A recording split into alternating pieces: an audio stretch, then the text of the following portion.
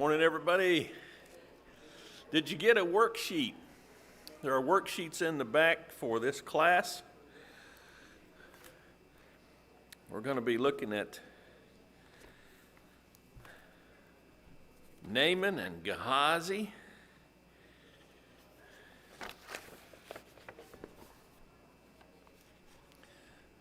John, are you going to get a worksheet? Does anybody need John to get them one? All right. Kathy needs one down here, and Tim needs one over here. You didn't know you were going to get a job, did you?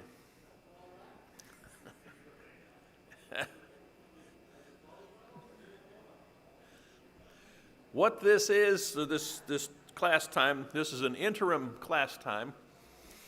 The last class was finished a couple of weeks ago, and we're just having 3 Sundays where we're looking at lesser-known Bible characters.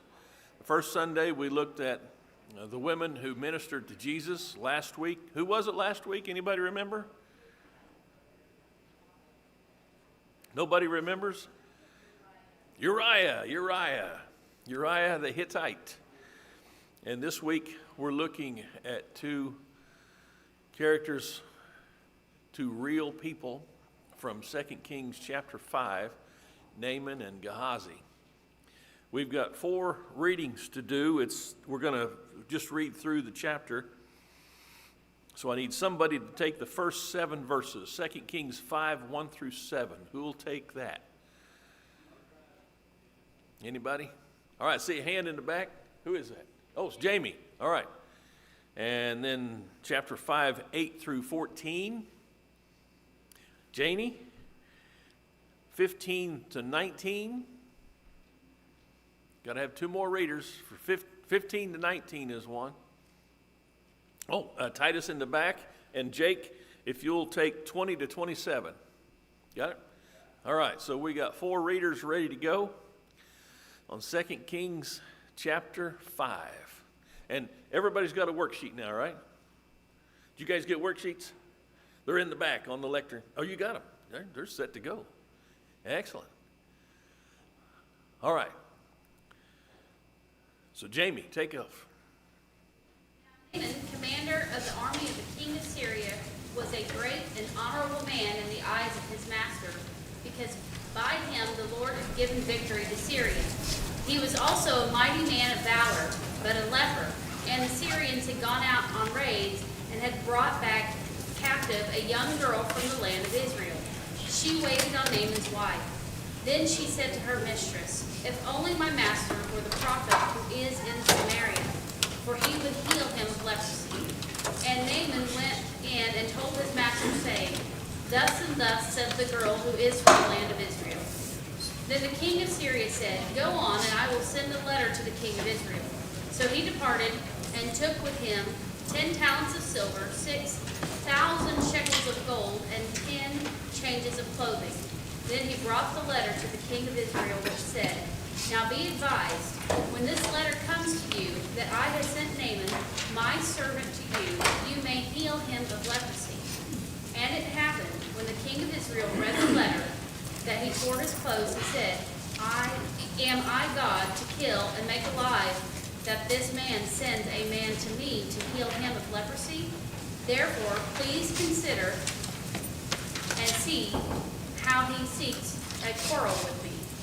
But when Elisha, the man of God, heard that the king of Israel had torn his clothes, he sent to the king, saying, "Why have you torn your clothes? Let him come now to me, that he may know that there is a prophet in Israel." So Naaman came with his horses and chariots and stood at the door of Elisha's house. And Elisha sent a messenger to him, saying, "Go and wash in the Jordan 7 times, and your flesh shall be restored, and you shall be clean." But Naaman was angry and went away, saying, "Behold, I thought that he would surely come out to me and stand and call upon the name of the Lord his God and wave his hand over the place and cure the leper. Are not Abana and Pharpar, the rivers of Damascus, better than all the waters of Israel? Could I not wash in them and be clean?"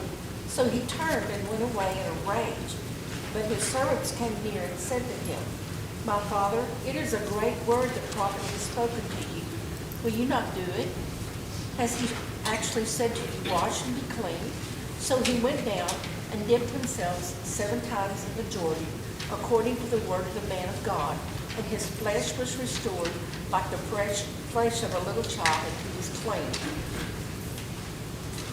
Then he returned to the man of God, he and all his company, and he came and stood before him.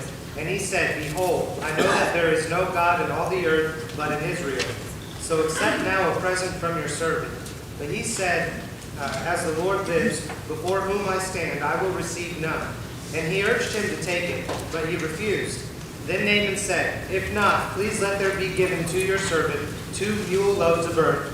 For from now on your servant will not offer burnt offering or sacrifice to any god but the Lord. In this matter may the Lord pardon your servant. When my master goes into the house of Rimmon to worship there, leaning on my arm, I bow myself in the house of Rimmon. When I bow myself in the house of Rimmon, the Lord pardon your servant in this matter. He said to him, Go in peace. But when Naaman had gone from him a short distance, But Gehazi, the servant of Elisha, the man of God, thought, Behold, my master has spared this Naaman, the Syrian, by not receiving from his hands what he brought. As the Lord lives, I will run after him and take something from him. So Gehazi pursued Naaman. When Naaman saw one running after him, he came down from the chariot to meet him and said, Is all well? And he said, All is well. My master has sent me, saying, Behold, just now 2 young men of the sons of the prophets have come to me from the hill country of Ephraim. Please give them a talent of silver and 2 changes of clothes. And Naaman said, Be pleased to take 2 talents. And he urged him and bound 2 talents of silver in 2 bags with 2 changes of clothes and gave them to 2 of his servants, and they carried them before him. When he came to the hill, he took them from their hands and deposited them in the house. And he sent the men away, and they departed. But he went in and stood before his master. And Elisha said to him, Where have you been, Gehazi? And he said, Your servant went nowhere. When he said to him, Did not my heart go with you when the man turned from his chariot to meet you? Is it a time to receive money and to receive clothes and olive yards and vineyards and sheep and oxen and male and female servants? Therefore the leprosy of Naaman shall cleave to you and to your descendants forever. So he went out from his presence a leper as white as snow. Thank you all for the reading. This is not a bedtime story. This really happened, and God saw fit to write it down for us so that through history we could see what transpired between these 3 men. So let's start with the first section, number 1 there. Naaman was captain of the army of, okay, if you put Syria, that's good. Your translation might have Syria. What does another translation have? Aram. Aram and Syria, it's the same thing. The Arameans are the Syrians. The Syrians are the Arameans. So Aram is what I would put in the first block and Syria in the second, but you could put them in either place. He was highly respected. He was highly respected and a valiant warrior, but also he was a leper. Leprosy is a horrible disease, and there was no cure for it. It was a disfiguring disease. Disability was coming your way. It slowly ate away at your nervous system and killed your flesh. A little girl from blank was serving in his house. Where was she from? Israel. And she said that she wished her master could be with the prophet who is in Samaria. Samaria is part of Israel because he could cure his leprosy. Naaman reported the girl's words to the blank, to the king of Aram, or the king of Syria, who in turn wrote a letter to the king of blank, king of Israel, asking him to cure Naaman's leprosy, sending with it a gift of 10 talents of blank, silver, 6,000 shekels of blank, gold, and 10 changes of clothing. Upon receiving the letter, the king of Israel blanked his clothes, tore his clothes in disbelief, suspecting the Aramean king to be looking for a quarrel against him. When word of the king of Israel's distress came to blank Elisha, he sent word telling him to send Naaman his way, and that he would know that there is a blank in Israel, that there is a prophet in Israel. Naaman did indeed come to Elisha's house with his blank and blank, horses and chariots, and stood at his doorway. So he got out of his chariot and stood at Elisha's doorway. Instead of coming out to meet Naaman, Elisha sent a servant out to tell him to blank himself blank times, wash himself 7 times in the blank river, Jordan River, and he would be clean. Naaman was blank, angry, furious over the disparity between what he was told and what he had blank to have happened. What would you put in that blank? Huh? Expected, that's the word. Probably what you were saying was just as good as expected, but at any rate, he had a perception, as Bob says, of what was going to happen, and that's not what happened, and so he was angry and upset. He even reasoned that 2 rivers near blank were better than the Jordan. Damascus. So where's Damascus? It's in Syria, capital of Syria. And that those rivers would have sufficed. Only after listening to the reasoning of his blank did Naaman relent and obey. His servants, upon dipping himself as directed, his flesh became as clean as that of a blank little child. Returning to Elisha afterwards, Naaman said, "Behold, now I know that there is no God in all the earth but in blank, in Israel," and begged Elisha to accept a blank from him, a gift, a present. When Elisha refused the gift, Naaman then requested that he be given 2 blank of blank. This is probably the most interesting answer. Well, I know it's the most interesting answer to me. 2 donkey loads or mule loads of dirt. He's going to plant a garden, right? Because he would no longer offer any sacrifice to any god, only to the blank. And it's in the text, only to the Lord. Naaman even requested that he be blank for going into the house of blank with the king of Aram. What's the first blank? Forgiven. He requested that he be forgiven for going into the house of Rimmon, Rimmon. It was a god that apparently the king of Aram worshipped, and as his right-hand man, Naaman was required to go into that temple with him. and the king would lean on him for support.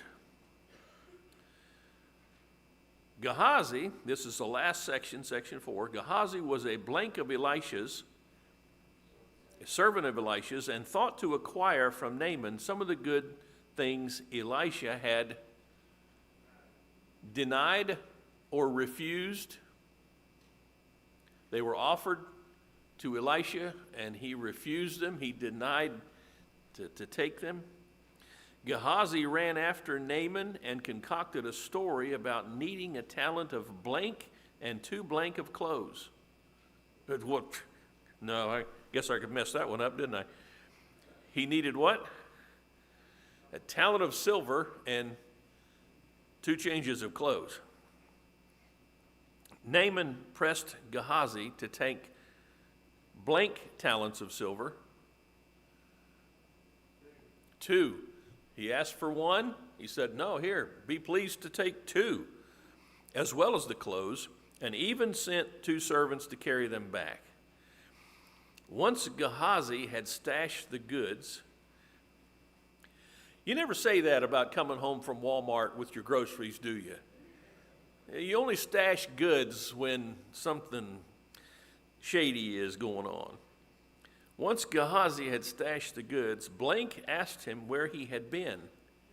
Elisha, you can hear the background music start to go deeper.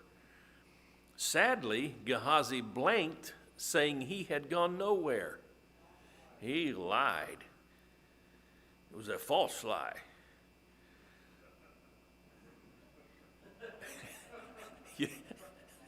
Anybody else watch The King and I?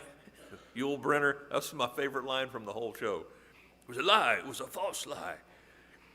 For his sinful decisions, Elisha said that the blank of Naaman would cling to Gehazi, the leprosy of Naaman would cling to Gehazi, and his blank forever. Descendants forever. Gehazi went out from Elisha's presence as blank, as white as snow. All right, let's talk about this. There's just so many aspects of this account that we could think about, spend some time on. So Naaman is a bigwig. He's captain of the host of Syria, the army of Syria. But who is in his home? A little Israelite girl. How did she come to be in his home? All right, the Syrians went out raiding. They evidently attacked an Israelite town or village. They captured this little girl and brought her back. You talk about some drama being there that's just kind of passed over because everybody knew that's the way it was. There were soldiers that went out and raided. They took captives. Those captives became slaves and servants.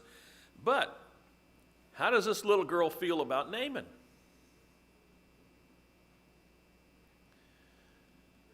She apparently cares for him. If she didn't care for him, she would have said, well, I'm not going to tell him about the prophet in Israel that can cure his leprosy. She even said it in such a way that made us feel like, yeah, she cares about this guy. It's very interesting. We're like that sometimes with the good news, and that we're supposed to share it with everyone. Right. Regardless. Go tell whose, Jesus said? The whole world, every creature, all creation. Every way he said it meant everybody who was willing to hear.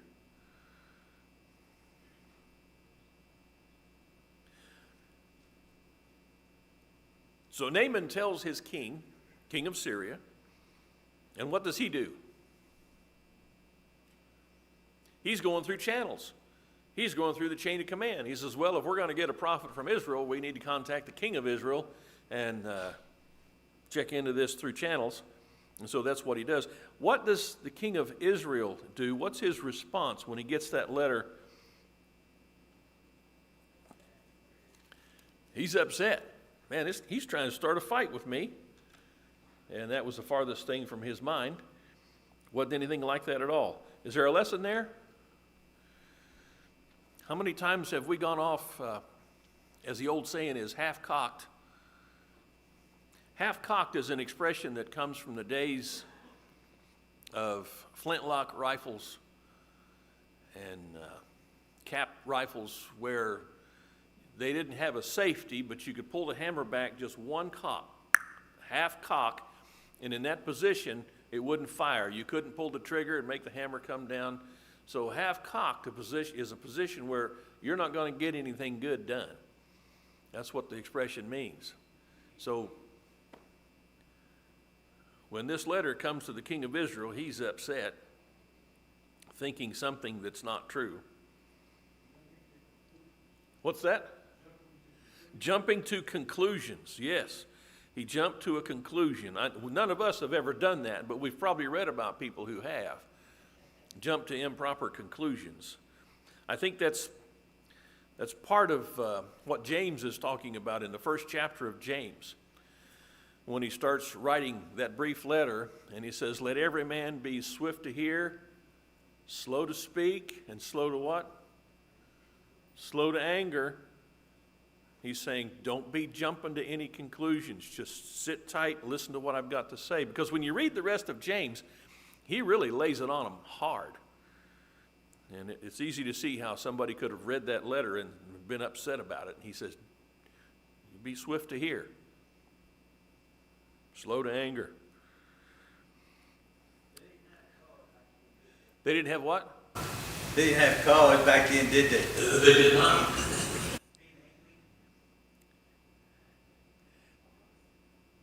Oh, I thought you were talking about phones. Oh, cars. Oh, okay. All right, you're talking about road rage. He had chariot rage later on. That's what it was, chariot rage.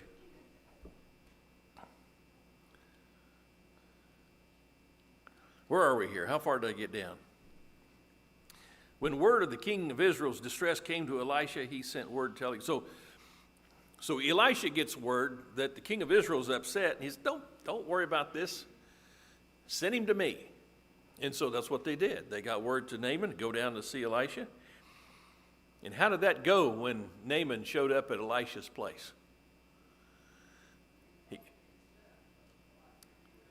Right. He had expected that things would be a certain way. He jumped to his own conclusion. Well, this is what's going to happen when I get down here. It's going to be like this. It's kind of like when you go to the DMV and you think you're going to be in and out of there in 5-10 minutes because you got all your documents, and you find out, oh, it ain't like that.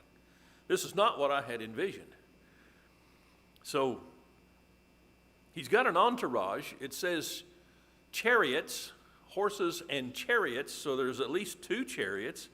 And he's got plenty of servants with him, evidently. And he pulls up to the front door, and he's standing there at the front door, and Elisha doesn't even come out.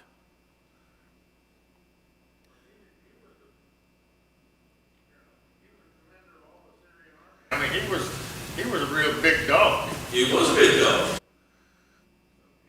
To having all kind of pomp and ceremony going around him. Right.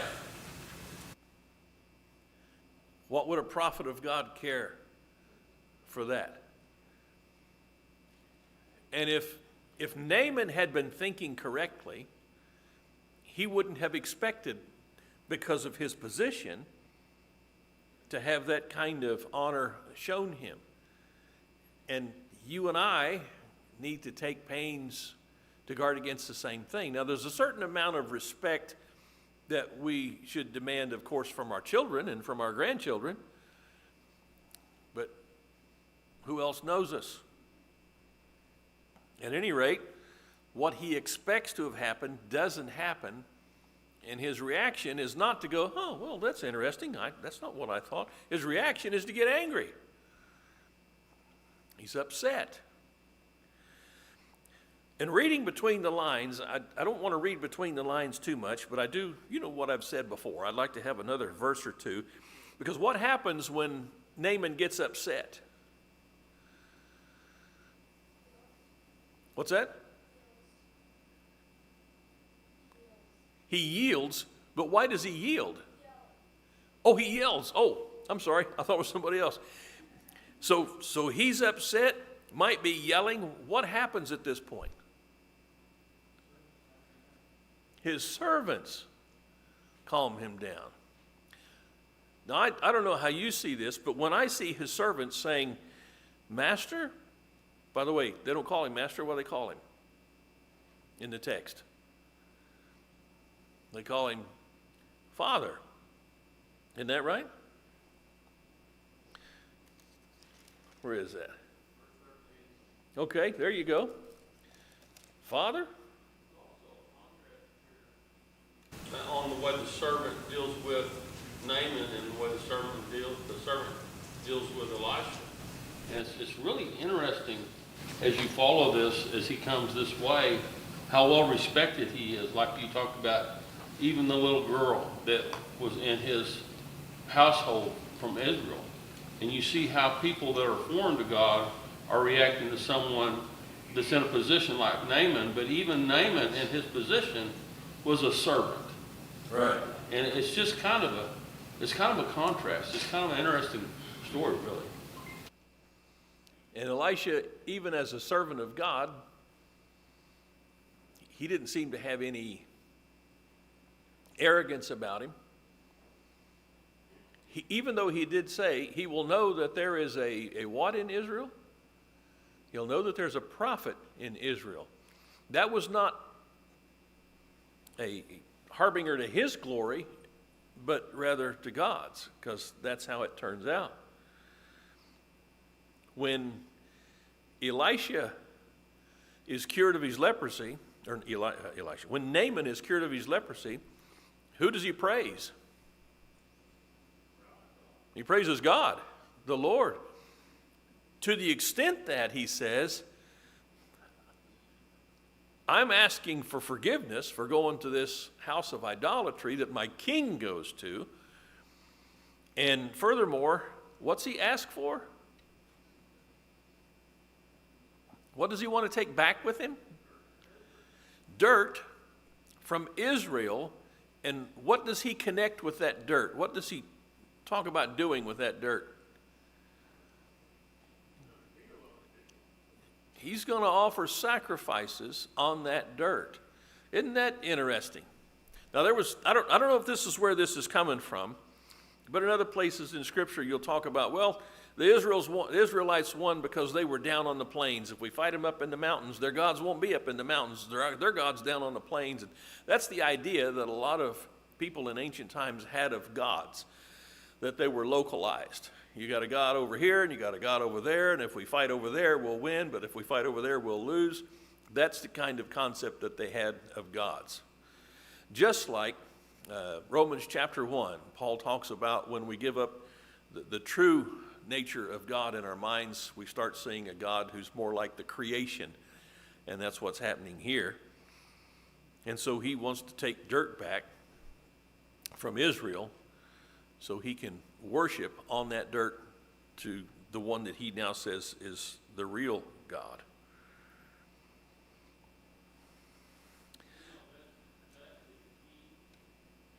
As we understand, that's a key element of understanding. Mike taught a lesson, a series of lessons, I think, about different religions and how people viewed the world and how they worshiped. And it's interesting when you start to realize the situation that they're in, and then how Naaman is talking to Elijah. And then you realize it's God who's intervening. And here is the commander of the Syrian army worshiping God. How much protection does that give to the people of Israel that are in Syria? It's like God's working this out, and it's just amazing for us to read and see how he works that out. It is, and it's also interesting to me to see the circumstances under which Naaman had a great blessing. Was his leprosy a curse? This is a trick question, by the way. Because I understood that in those times, generally lepers were not associated with. Right. And here he was an honored and respectable captain of the army. Right. In Jewish law, if you were a leper, you had to stay away from people. You had to cover your face and call her unclean. Paul? Because the affliction that he had was going to kill his body, but it ends up maybe saving his soul. Right. He never would have had opportunity, I don't believe, to search out Elisha had he not been plagued with this leprosy. And what about that little girl that was in his house? How many other little servants might he have had from whatever other nations or tribes their armies had fought with? But he's got this little girl in his house from Israel. And who does she know about? Somehow she knows about Elisha. And she says, I wish my master could go to the prophet in Israel and be cured of his leprosy. How much faith did she have that he could do that? Where did all that come from?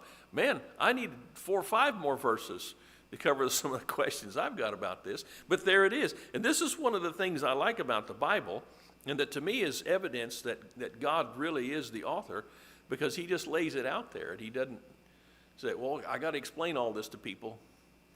Preston? I had a student one time that was being kind of tormented by this boy in her class, and she walked over to him and she looked at him and she said, "You're mean," and just turned around and walked off, and it just destroyed him. It's like he was ready for a confrontation, and it just took all the air out of him. It's like Jesus on the altar. Forgive them, God, for they know not what they do. That's like taking all of that fuel in a fire and you shut off the oxygen, and it has no energy.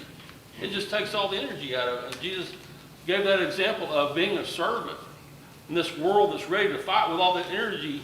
And when we react like that, it takes the oxygen out of the air.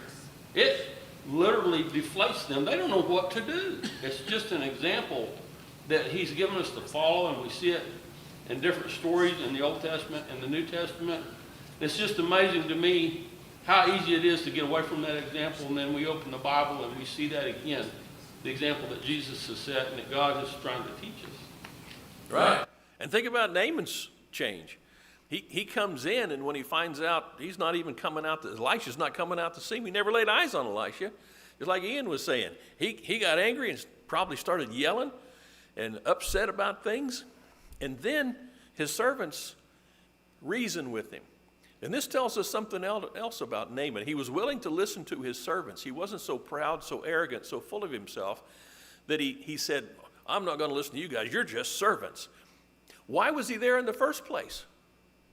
On whose word was he in Israel with his entourage, his chariots and his horses? He expected to get help. And who told him about that help? That little girl. The word of that little girl. Is he had just waited, I don't know when, that land to get to Sodom.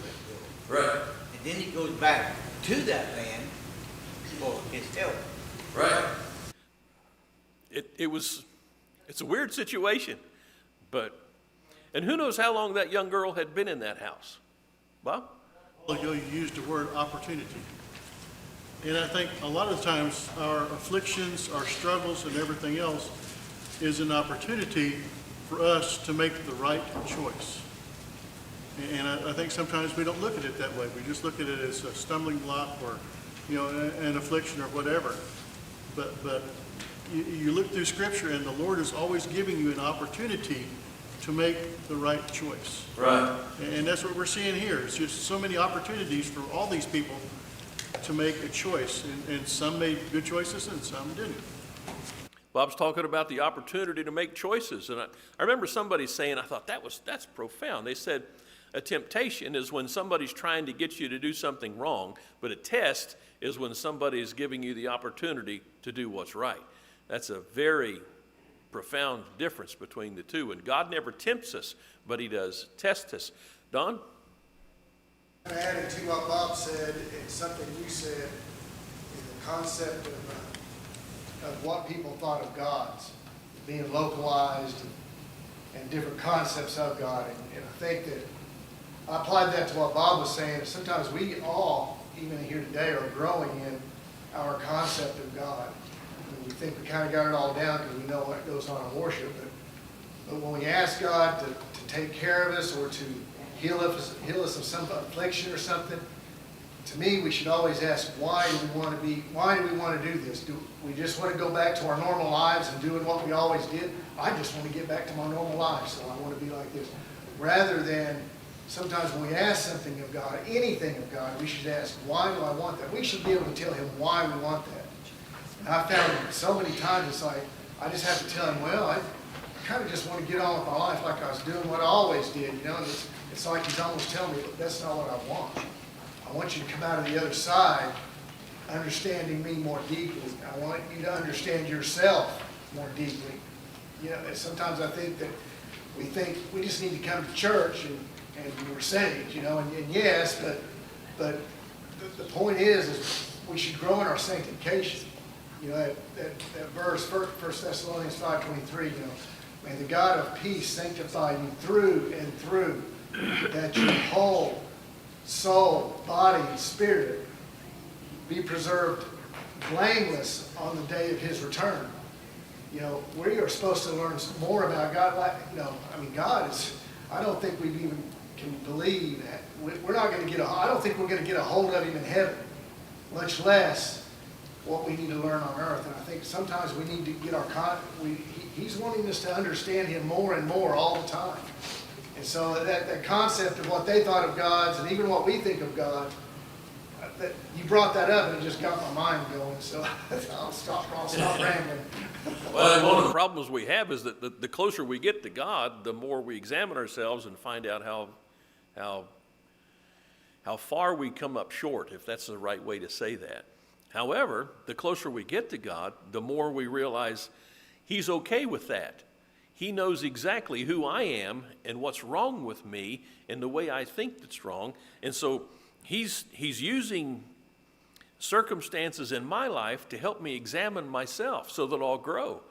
If we're never made to examine ourselves, we'll never grow. We've got to continually be looking inside and checking our motives. And I don't know about you, but some of the most embarrassing and shameful things I have in my history, things that I've done and said, are the same things I go back to and I say, I learned a really good lesson there.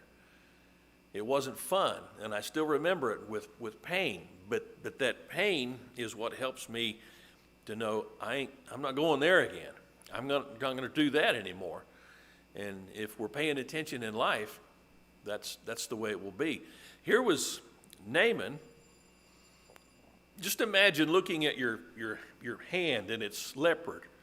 It's got leprosy on it. And somewhere along the way, you get this idea that you can get rid of that. Well, how are you going to get rid of that? How did he get rid of it? He did what the prophet said. Whatever Elisha had said, that's what he needed to do. In this case, he said, go dip in the Jordan River. How many times? 7 times. And I've asked this question before, and nobody ever gets it wrong. Was it the Jordan River that cleansed him? Nobody ever says, yeah, the Jordan River cleansed him, because all the lepers in Israel would have been going down to the Jordan River and dipping 7 times. But it wasn't that. What cleansed him? It was God who cleansed him based on his obedience. Just do what my prophet said, and it'll be good. That's a guarantee.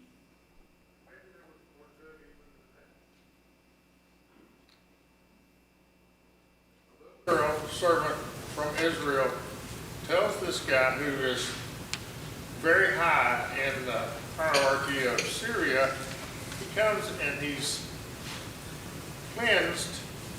He goes back, and everybody in Syria is going to know it. So right. He's going to say, this is who did it. Right. So through all those various steps, God is being known in Syria now. Yes. So if God can cure his leprosy, can't God enable the Israelite army to just go north and wipe out the Syrians? But instead, what's he do? He sends their captain back, cleansed of his leprosy. Excellent point. There's so many things to think about in this, Paul. We haven't even gotten down to Gehazi. Man, that guy was a mess.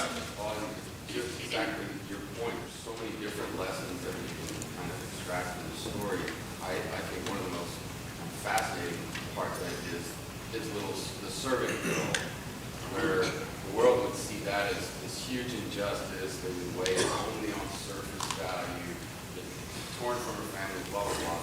But in the grand scheme, God was using her to get to Naaman. And so, he uses us in different ways. We only see what's right in front of us and weigh it that way, instead of maybe trying to consider what God is, how God is trying to use us. In fact, we probably don't even know yet how he's going to use us. And who does God use? Who did God use to straighten out Balaam? A donkey? A donkey? Made a donkey talk. So, if you're willing, God will use you in his service. Maybe in a way you never could have seen coming, but he will use you. You offer yourself up to him and he will use you. You know people, you have influence in people's lives that you may not even be thinking about or even be aware of. People are watching you. People at work, people at school, your neighbors. And who knows what they might be learning as you live out your life with faith in Christ. Our time is gone this morning. I wish we had some more. But at any rate, I hope this lesson's been beneficial to you. Every time I come back to it, I see new things, I think new things, I wonder new things, and I get a good lesson. I'm sorry we didn't have time to talk about Gehazi. I'm not going to ask for a show of hands and how many people in here relate to Gehazi sometimes in this story.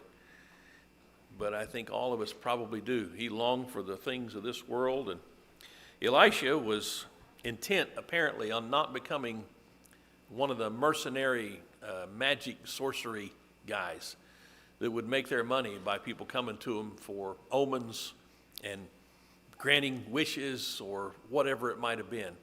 That wasn't Elisha. He was a true prophet of God, and he knew he didn't have to depend on any of that stuff. But Gehazi had a different idea. Well, Lord bless you. Appreciate you coming to class this morning. We've had a bell, haven't we? Okay. We've had 2 bells now. All right.